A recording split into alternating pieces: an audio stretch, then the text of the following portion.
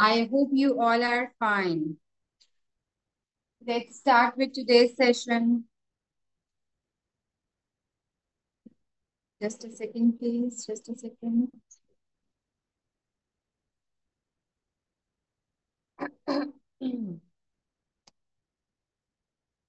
हाँ जी, कैसे हैं आप सब? ठीक हैं? ओके जी, स्टार्ट करेंगे आज का session. Good evening. Okay. Okay ladies, start करेंगे आज का सेशन। मैंने हमेशा आपसे बात की है वेट लॉस के बारे में, हेल्दी लाइफस्टाइल के बारे में और मसल स्ट्रेंथनिंग के बारे में। ठीक है, और मैं हमेशा यही कहती रही हूँ कि जी हेल्थ इज वेल्थ, हरकत में बरकत। लेकिन आपको पता है, किसी भी फिटनेस गोल को अचीव करने के लिए आपके बॉडी में या आपकी हेल्थ में सबसे ज्यादा इम्पोर्टेंट क्या है? आपकी बॉडी में, आपकी हेल्थ में सबसे इम्पोर्टेंट है आपकी आपका गट।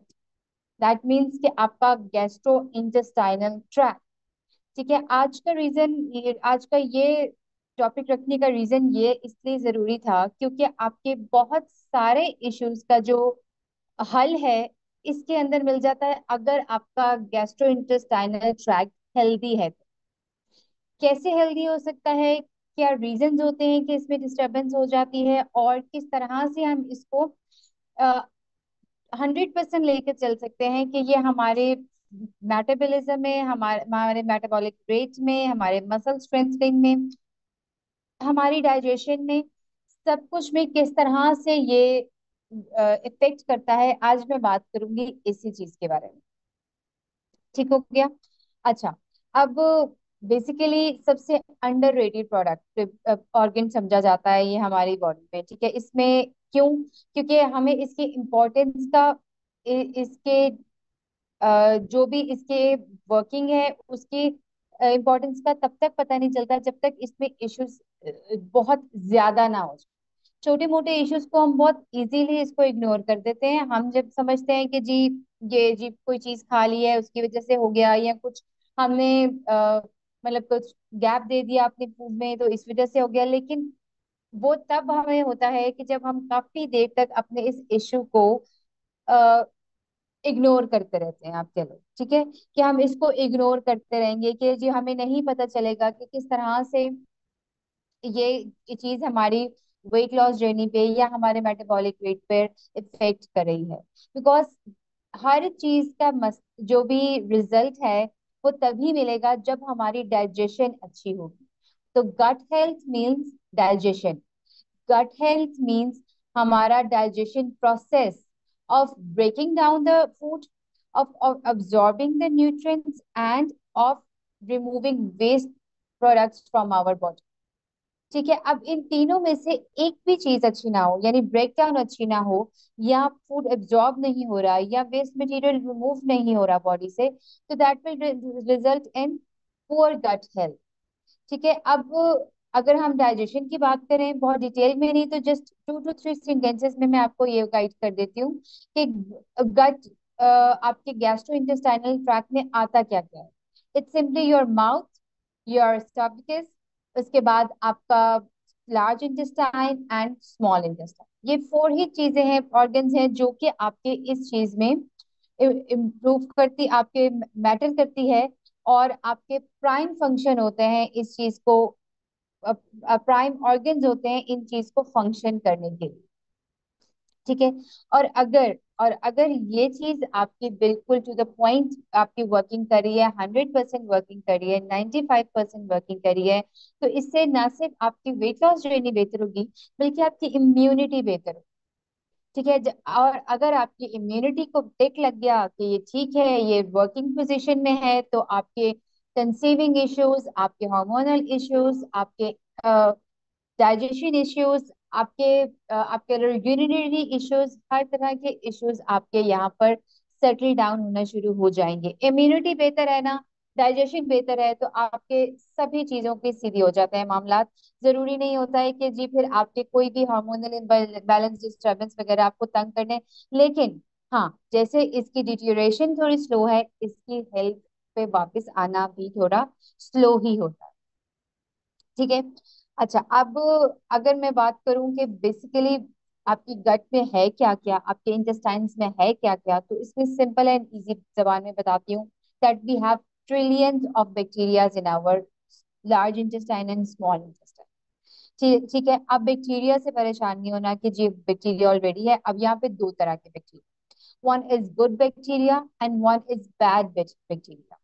ठीक है। अगर तो गट, हमारी गट हेल्थ अच्छी है, तो गुड बैक्टीरिया इसके साथ ऑटोमेटिकली बैड बैक्टीरिया को कट डाउन करता रहेगा। उसकी जितनी भी उनकी रेशियो है, जितनी भी मिनिमम रेशियो होनी चाहिए उतनी ही होगी, और उतने पे ही हमारी मल्टीप्लिकेशन गुड हेल्थ की, गुड बैक्टीरिया की होती रही। ठीक है। अब ऐसा नहीं है कि अगर गुड के बैड बैक्टीरिया बिल्कुल ही किसी चीज के लिए नहीं है। बैड बैक्टीरिया के भी सर्टेन रूल हैं लार्ज इंटेस्टाइन में, जैसे कि अपने आपकी बॉडी से वेस्ट प्रोडक्ट्स को रिमूव करना। ठीक है जी। आपकी लार्ज इंटेस्टाइन की बाउल मूवमेंट्स को बेहतर करना, ये सब चीजें जो हैं वो बैड बैक्टीरिया। लेकिन पहले मैं बात करूंगी गुड बैक्टीरिया की, और किन रीजंस के साथ हम किस तरह से उनका अपने इंटेस्टाइन्स में, अपने डाइजेशन में बेहतर बना सकते हैं, और उसके बारे में भी। ठीक है जी। और इसमें सबसे जो हेल्दी बैक्टीरिया है, सबसे जो हेल्दी बैक्टीरिया है इसके इसकी कैसे इसकी इम्प्रूवमेंट हो सकती है, और कैसे ये आपकी बॉडी में बेहतर रिजल्ट देता है, इसके बारे में बात करेंगे। ठीक है जी। और हेल्दी बैक्टीरिया में सबसे पहले जो अगर कह लो के टॉप ऑफ द लिस्ट आता है, दैट इज माइक्रोबाइम। ठीक है। ये एक ऐसा बैक्टीरिया है जो आपके एब्जॉर्प्शन में हेल्प आउट करता है, आपके न्यूट्रिएंट एब्जॉर्प्शन में हेल्प आउट करता है, आपके फूड को ब्रेक डाउन में हेल्प करता है। ठीक है। फर्स्ट स्टेप जैसे चूइंग है उस पर बात करूंगी, लेकिन अगर अच्छा फूड च्यू हो गया, उसके पास पहुंच गया है, तो वो इसको बिल्कुल टोटली इसकी एब्जॉर्प्शन, इसके न्यूट्रिएंट लेवल को बेहतरीन तरीके से लेके चले। ठीक है। एंड देन उसके बाद बैड बैक्टीरिया का काम आ जाएगा लार्ज इंटेस्टाइन में, और वो करेगा इसकी रिमूवल ऑफ योर वेस्ट। अच्छा। अब सबसे पहले अगर मैं ऑलमोस्ट 5 to 6 स्टेप्स आपके साथ यहाँ पे शेयर करूंगी। So top of the list अगर मैं बात करूं, तो हमने अपने गुड बैक्टीरिया के लिए we have to consume probiotics. ठीक है जी। अब प्रोबायोटिक्स क्या है? प्रोबायोटिक्स एक्चुअली में हम जब कंज्यूम करते हैं, तो वो जाते हैं हमारी बॉडी में लाइव बैक्टीरिया को ग्रो करते हैं। यानी जब हमने अब पहले मैं बता देती हूँ कि प्रोबायोटिक्स होते किस तरह है, आपको उसी से पता चल जाएगा। प्रोबायोटिक्स होते हैं फर्मेंटेड फूड, यानी कि जिसके अंदर बैक्टीरिया हम खुद प्रोड्यूस करते हैं, हेल्दी बैक्टीरिया प्रोड्यूस। ठीक है। जिसकी जिसकी एग्जांपल आ जाती है कर्ड, छाछ, पनीर। ठीक है। ये कुछ ऐसी चीजें हैं जो कि फर्मेंटेड होती हैं। ठीक है। अगर इसी तरह से इंडियन मेंबर्स के लिए बात करूं, तो इडली और डोसा, उनके उनमें भी फर्मेंटेशन लेवल कुछ होता है। किस टाइम पे आता है वो भी मैं आपके साथ अभी बताऊंगी। अच्छा। अब जैसे कर्ड हो गया, हमने कर्ड का अगर आप प्रोसेस देखें, तो इसमें हमने हेल्दी बैक्टीरिया, यीस्ट फर्मेंटेशन से हम इसको बनाते हैं। और ये जब हम कंज्यूम करते हैं, तो हमारी बॉडी में जाके ये लाइव काम करता है, यानी वो एक्टिव वे में काम करता है। कोई इनर सोर्स उसको कुछ नहीं दे रही, वो ऑलरेडी आपकी बॉडी में एक रेडी टू परफॉर्म ड्यूटी के तौर पे बॉडी में जाता है। सो वीक में 2 से 3 दफा अपने रूटीन में पनीर ऐड करें, जो कि गुड सोर्स ऑफ प्रोटीन भी आ जाता है। और इसके साथ साथ कर्ड और छाछ, बटर मिल्क जिसको हम कहते हैं, दही जिसको हम कहते हैं, इसकी अपनी रूटीन में ऐड करोगे, तो ये आपको प्रोबायोटिक्स आपको देंगे। ठीक है। अच्छा। अब अगर बात की जाए इडली और डोसे की, जो कि एक तरह के आप कह लो स्टेपल फूड्स हैं हमारे इंडियन मेंबर्स के लिए, उनके लिए अगर बात करूं, तो हाँ जी, इसकी फर्मेंटेशन अगर आपकी प्रॉपरली हुई होगी, तो they will surely add good prebiotics to your diet. लेकिन नॉर्मली क्या होता है, हम बैटर बना देते हैं और बना के उसी टाइम इसको कुक कर देते हैं।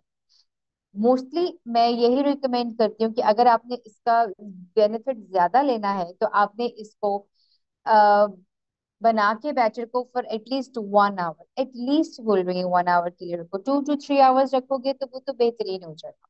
सो 2 आवर, 1 आवर के लिए उसको रखो, सो दैट उसका फर्मेंटेशन प्रोसेस शुरू हो जाए, और जो प्रोबायोटिक्स बॉडी में जाने हैं वो एक्टिव हो जाएंगे, वो बैक्टीरिया एक्टिव हो जाए। आपने देखा है जब हम बना के रखते हैं तो वो थोड़ा फूल जाता है। Same goes for the yeast. Yeast की मिसाल मैं इसलिए नहीं दे रही क्योंकि नॉर्मली हम उसको मैदे में, उसको फ्लोर में बनाते हैं। तो फ्लोर की जरूरत हमारी बॉडी को एज एन वाइट फ्लोर की जरूरत नहीं होती है, जिसको हम खमीर कहते हैं, जिसका नान बनता है, जिसका पिज्जा डो बनती है, ठीक है, जिसकी बेकरी आइटम्स बनती है, वो हेल्दी सोर्स नहीं है। ठीक है। सो हमें चाहिए हेल्दी सोर्स, उसके लिए आपकी पनीर, छाछ, दही, और जैसे बटर मिल्क जिसको या योगर्ट कह लें मेरे पाकिस्तानी मेंबर्स के लिए, और इडली डोसा, इस तरह की फर्मेंटेड चीजें जो है वो आप वीक में 2 से 3 दफा में ऐड करोगे तो ये आपको हेल्दी सोर्स देगा प्रोबायोटिक्स के लिए, जो आपकी बॉडी के लिए जरूरी है। ठीक है। इसके बाद आ जाएगा प्रीबायोटिक्स। ठीक है। अब आपने कहना है ये अलग ले बैठ गई है, लेके प्रो प्री लेके बैठ गई है, ठीक है। तो मैं प्रीबायोटिक्स, कंफ्यूज होने की जरूरत नहीं है, क्योंकि जब मैं आपको फूड के नाम लूंगी तो आपको पता होगा कि अच्छा जी ये तो हमारी ऑलरेडी डाइट में ऐड है। ठीक है। तो दोबारा से उन ईटिंग फूड्स को मेंशन करने का मकसद ये है कि आपके माइंड में क्लिक रहे कि अच्छा जी ये हमने इस सोर्स के लिए दी, गट हेल्थ के लिए भी। ठीक हो गया।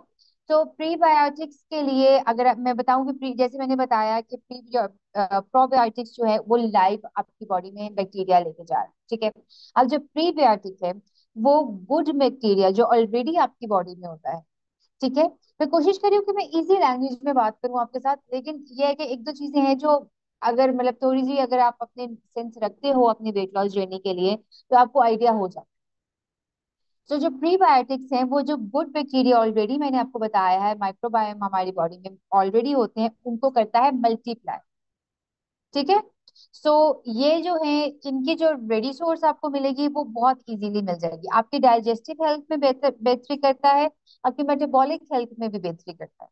ठीक है। और अगर मैं और जब ये मल्टीप्लिकेशन करता है गुड बैक्टीरिया की, तो बायफाइडो एक बैक्टीरिया है जो प्रोड्यूस होता है, जो कि नॉर्मली नॉर्मली भी आपको कह लो, इजी जबान में भी मैं आपको बता दूं कि किन फूड्स में पाया जाता है। उसमें banana, whole grain, whole grain foods होते हैं, कैबेज फैमिली होती है उसमें, गार्लिक में, एप्पल में, जिंजर में, सॉरी जिंजर में नहीं, अनियन, अनियन। ठीक है। गार्लिक में, अनियन में, बनाना में, होल ग्रेन फूड्स में आ जाएगा। इसके बाद इसमें आपके फ्लैक्स सीड्स में भी आ जाएगा, और इसमें आपके साथ में ये सब कुछ चीजें हैं, आलमंड्स में भी आ जाता है प्रीबायोटिक्स। सो ये जो चीजें हैं ये आपकी बॉडी में गुड बैक्टीरिया जो ऑलरेडी होते हैं उनको करेगा मल्टीप्लाई, इसके साथ साथ आपके कोलोन सेल्स को करेगा स्ट्रेंथन। जो प्रोबायोटिक है वो आपके इंटेस्टाइन वॉल्स को कर रहा था स्ट्रेंथन, और ये कोलोन सेल्स को स्ट्रेंथन कर रहा है। ये याद करने की जरूरत नहीं है आपको कि क्या क्या कर रहा है, लेकिन आपने कौन कौन से फूड्स देने हैं मैंने आपको ये बेसिकली बताया है कि ये चीजें जरूरी हैं आपके लिए, आपकी गट हेल्थ को बेहतर करने के। सो अभी तक मैंने आपके साथ टू टू टिप्स शेयर किए हैं, टू फूड टिप्स शेयर किए हैं, जिसमें प्रोबायोटिक्स बताया है और प्रीबायोटिक्स बताया है। ठीक है जी। नेक्स्ट जो मैं बताने लगी हूँ टिप्स में वो सिंपल एंड इजी आ जाता है, उसके लिए कोई फूड नहीं होता, लेकिन जो फूड आप खा रहे हो एक्चुअली में उसका प्रोसेस होता है, that is the chewing process. जितना अच्छा च्यू आपका फूड होगा सलाइवा के साथ मिलकर, उतनी अच्छी एब्जॉर्प्शन, उतनी अच्छी ब्रेक डाउन होगी फूड की, और उतनी ही अच्छी एब्जॉर्प्शन।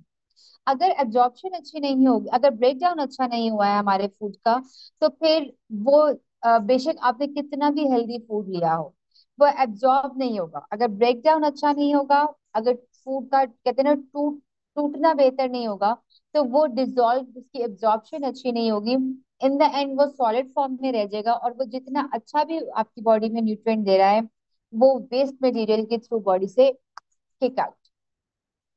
ठीक है। सो the first thing is prebiotic, second probiotic, second is prebiotic, then chewing। chewing भी उतनी ही जरूरी है आपकी गट हेल्थ के लिए फॉर गुड एब्जॉर्प्शन, एब्जॉर्प्शन होगी तो न्यूट्रिएंट बॉडी को मिले। ठीक हो गया। Next comes with the hydration. Hydration तो वैसे ही हर चीज के लिए आपकी जरूरी है, वाटर इनटेक जितनी अच्छी रहेगी, अब जो जितनी अच्छी रहेगी उतना एब्जॉर्ब फूड आपकी बॉडी के अंदर फ्लूइड के फॉर्म में सारी बॉडी में घूमे फिरेगा, और उसका बेनिफिट आपको मिलेगा। लेकिन उससे भी बेहतर कि कॉन्स्टिपेशन इशू जो आपको आ जाता है वो आता है वाटर इनटेक की कमी की वजह से। ठीक है। वाटर इनटेक कम होता है जब लार्ज इंटेस्टाइन में जो प्रोडक्ट आपकी बॉडी में आ जाता है वो बहुत सॉलिड किस्म का होता है, बहुत हार्ड होता है। अब उसकी मूवमेंट को बेहतर करने के लिए जरूरी होती है कि आपकी बॉडी में वाटर इनटेक अच्छा हो। जितना अच्छा वाटर इनटेक होगा उतने अच्छे आपकी बॉडी से सॉलिड वेस्ट जो रिमूव होनी है वो बेहतर तरीके से रिमूव हो जाए।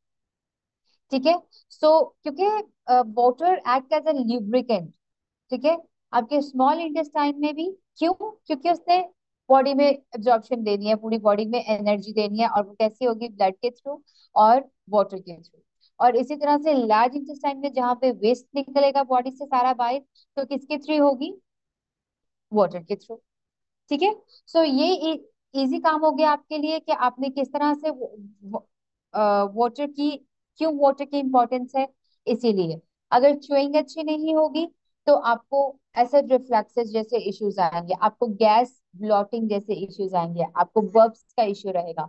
सो च्यू अच्छा करोगे तो डाइजेशन का प्रोसेस ही अच्छा शुरू हो जाएगा, वरना वहीं से खाना वापस मुंह की तरफ आना शुरू हो जाएगा। लेकिन उसके बाद अच्छा हो गया और फिर आगे जाके बॉडी को पानी नहीं सही वाला मिला तो फिर भी मसला हो गया। ठीक है। अगली अभी मैंने फोर हो गई, राइट, फोर हो गई। फिफ्थ वाली में बात करती हूँ। Fifth is sugar intake. जितनी शुगर इनटेक कम कर सकते हो बॉडी में उतना बेहतर है। क्यों? क्योंकि जब हम शुगर इनटेक करते हैं हमारे जो भी गट ऑर्गन्स है उसमें आ जाती है इंफ्लेमेशन। ठीक है। जितनी इंफ्लेमेशन आएगी उतना ब्लड वेसल्स में से, बॉडी में से ब्लड शुगर लेवल हाई होना शुरू हो जाएगा। समझ आ रही है क्या कह रही है? मुश्किल बात कर दी है, आसान जबान में बता कि हमारी बॉडी में स्वेलिंग होना शुरू हो जाएगी, हमारे ऑर्गन्स में स्वेलिंग होना शुरू हो जाएगी शुगर की वजह से। ऐसे तो शुगर को स्वीट पॉइजन नहीं कहते हैं ना, कोई रीजन ही है तो कहते हैं ना कि हमारी बॉडी को इसकी जरूरत है ही नहीं, हमारी बॉडी में ऑलरेडी शुगर के रिजर्व्स बने हैं। जो आप रोटी चावल दालें कोई भी चीज खा रहे हो उसमें कहीं ना कहीं पे शुगर की मिकदार, शुगर की क्वांटिटी आपकी बॉडी में ऑलरेडी अवेलेबल है। सो ये जो भर भर के चीनी चाय में जाती है ना, ये सिर्फ हमारी वॉल्स, हमारे इंटेस्टाइन की वॉल्स को थिक करेगी, ठीक करेगी। ब्लड वेसल्स थिक हो जाएंगे, उसके बाद डायबिटीज, डायबिटीज टाइप 1 और टाइप 2 के चांसेस बढ़ जाएंगे ज्यादा। ठीक है। सो इसकी जरूरत हमारी बॉडी को नहीं होती। So fifth one point is के नो शुगर। फर्मेंटेशन प्रोसेस जो ऑलरेडी हमारी बॉडी में चल रहा होता है, जो अगर हमने दही लिया है या दूध लिया है तो वो उसको स्लो कर देगी जाके शुगर। ठीक है। और जब शुगर की बात आती है तो मेरा एक डायलॉग ही कह लें, क्योंकि मैं हर दफा शुगर के साथ कहती हूँ कि शुगर, शक्कर, ब्राउन शुगर, वाइट शुगर, गुड़, हनी, ये सब एक ही चीज के नाम है। आप इसको रिप्लेस नहीं कर सकते एक दूसरे से। सब में इक्वल कैलोरीज हैं जिनको मैं एम्प्टी कैलोरीज कहती हूँ, जो आपकी बॉडी में इतनी सी भी किसी चीज की फायदा नहीं दे रही। हाँ, मीठे का दिल कर रहा है, शुगर मतलब कुछ क्रेविंग हो रही है, खजूर के साथ पूरा करो। क्रेविंग हो रही है, बनाना के साथ पूरा करो। हेल्दी फ्रक्टोज जो फ्रूट्स में मीठा होता है उसके साथ पूरा करो, लेकिन शुगर को जिंदगी से निकालो। स्टिल आप बहुत मीठे रहोगे, कोई फर्क नहीं पड़ेगा आप। ठीक है। ओके, नेक्स्ट मैं बात करूंगी। फिफ्थ सिक्स पॉइंट पे बात करूं तो मैं दो बातों को इकट्ठे ही बात लेके जाऊंगी। उसमें आएगा एक तो आपका एंटीबायोटिक्स जो आप कंज्यूम कर, ठीक है, और एक आएगा stress manage, stress level. Quickly बात करूंगी, इतनी डिटेल नहीं बताऊंगी। नॉर्मली हमें साउथ एशियन कंट्रीज में तो ये बहुत मसला है कि भाई हमें सेल्फ मेडिकेशन बहुत करनी होती है। तो सेल्फ मेडिकेशन में क्या होता है, हमारी बॉडी, हमने छोटी छोटी सी बीमारियों के लिए अपने लिए मेडिसिन रखी हुई है कि 2 महीने पहले डॉक्टर पे गए थे, उसने ये वाली मेडिसिन दी थी गले खराब के लिए, मैं यही खा लेती। ठीक है। सेल्फ मेडिकेशन आपके लिए बहुत ज्यादा हार्मफुल चीज है। ठीक है। एज लॉन्ग आपको कोई सवेयर वाले उस चीज का ना आ जाए, फिर आप डॉक्टर पे जाके उसको मेडिकेट पूछे, क्योंकि हर हमें हर चीज का मेडिसिन का हर बीमारी की मेडिसिन डिफरेंट है। क्यों? हर एक का सॉल्ट डिफरेंट है। क्यों? क्योंकि हर एक का बैक्टीरिया डिफरेंट है। गला खराब होना सिर्फ खांसी के साथ होना डिफरेंट चीज आ जाती है, आपके गले में स्वेलिंग हो जाना डिफरेंट चीज है, टॉन्सिल्स के साथ डिफरेंट चीज है। ठीक है। तो बलगम आ जाना डिफरेंट चीज है। सो ये चार तरह के सिर्फ गले के ही बैक्टीरियाज हैं जो आपकी बॉडी में करें, तो उन सब किल करने के लिए क्यों हम एक ही मेडिसिन लें?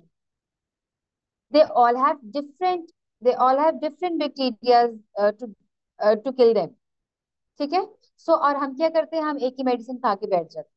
अब जब हमने एंटीबायोटिक खाई है तो एंटीबायोटिक डिफरेंशिएट नहीं कर सकता गुड गुड बैक्टीरिया में और बैड बैक्टीरिया में। एंटीबायोटिक ने तो बैक्टीरिया ही किल करना, चाहे वो गुड है या बैड।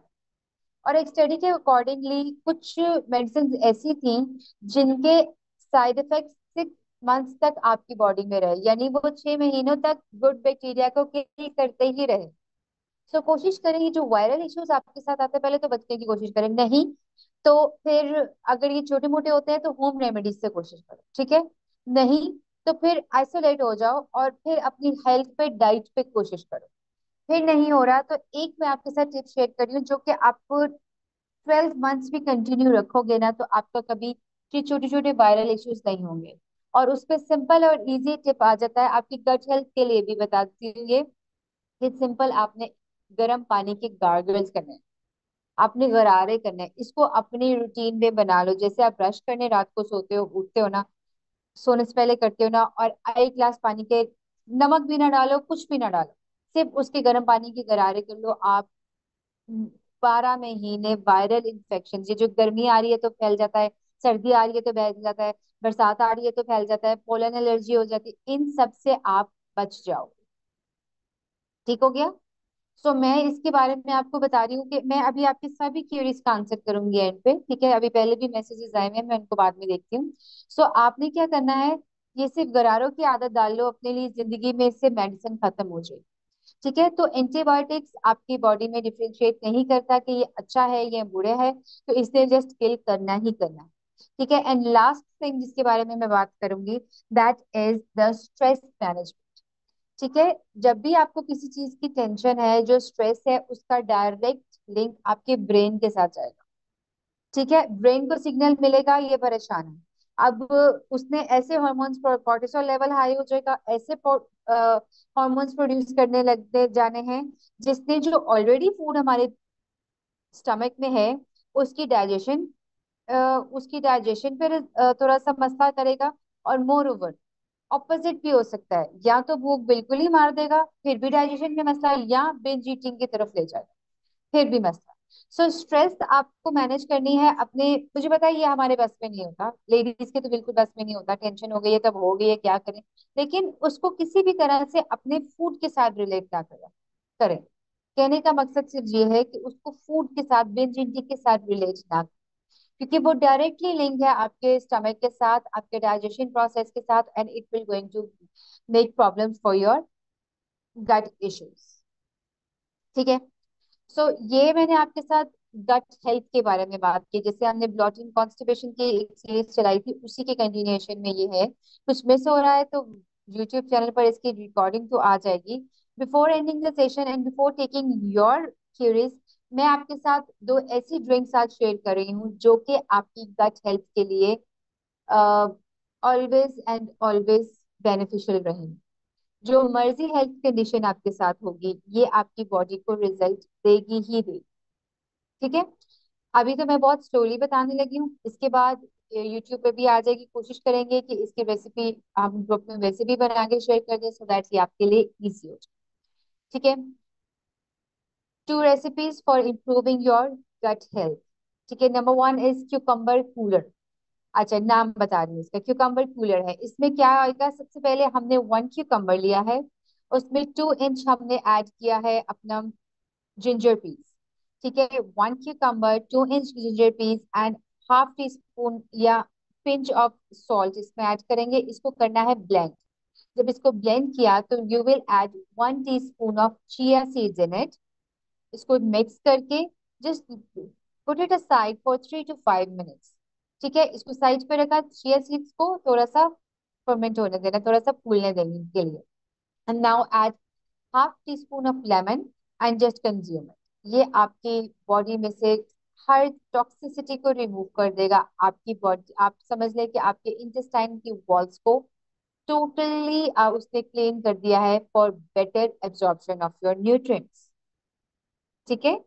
रिपीट करिए, एक खीरा है उसमें 2 इंच पीस है जिंजर का, कुछ है हाँ कुछ पिंच आप डाल लो उसमें सॉल्ट की, और इसको करना है ब्लेंड। ब्लेंड करके इसको ग्लास में डाला, ग्लास के करके इसको आपने 1 टीस्पून डाला, टीस्पून कह रही हूँ, 1 टीस्पून डाला है चिया सीड्स का। इसको साइड पे रख दो कुछ टाइम के लिए, और उसमें लेमन ड्रॉप्स डाल के इसको मिक्स करके कंज्यूम करो। दिन में एक दफा तो जरूर करो, नहीं तो हफ्ते में 2 से 3 दफा इसको जरूर करें, for improvement of your gut health. ठीक है। नंबर 2, नंबर 2, हम अगर उसका नाम है, अगर मैं बताऊं तो इट्स कॉल्ड कांजी। ठीक है, it's not that red carrot जिसके बारे में बात करूंगी। इसको हम खुद फर्मेंट करेंगे। किस तरह से हम करेंगे? कैरेट्स लेंगे, इसमें हम डालेंगे बीट रूट, इसमें डालेंगे थोड़ा सा हमारा जो घरों में बना होता है देसी गरम मसाला, और इसमें डालेंगे हम काली मिर्च एंड ब्लैक सॉल्ट। ठीक है, और इसमें थोड़े से मस्टर्ड सीड्स डाल सकते हो आप। इसको बना के 2 लीटर पानी में इसको बनाओ, और बना के इसको 3 to 4 डेज के लिए थोड़ी सी ऐसी जगह पे रख दो जहाँ पे थोड़ी सी सनलाइट आए। So we will make it fermented. इसको हम फर्मेंट करेंगे, और ये फिर आपने कंज्यूम करते रहना है। 2 से 3 दिन में ही इसको खत्म कर लो, या मतलब जैसे आपको ठीक लगे। सो ये आपकी बॉडी से ऐसे हर तरह के acid refluxes, bloating, digestion issues, constipation issues, inflammation body से, ये सब गायब। ठीक है। सो मैंने एक क्विक क्विक आपको रेसिपीज भी बता दी हैं, सो दैट आपको आइडिया हो जाए इस तरह से कि ये किस तरह से आपके किन ड्रिंक से आपकी ये जो है गट इश्यूज जो है बेहतर हो सकते हैं। और बिलीव मी, ये ठीक है तो सब ठीक है।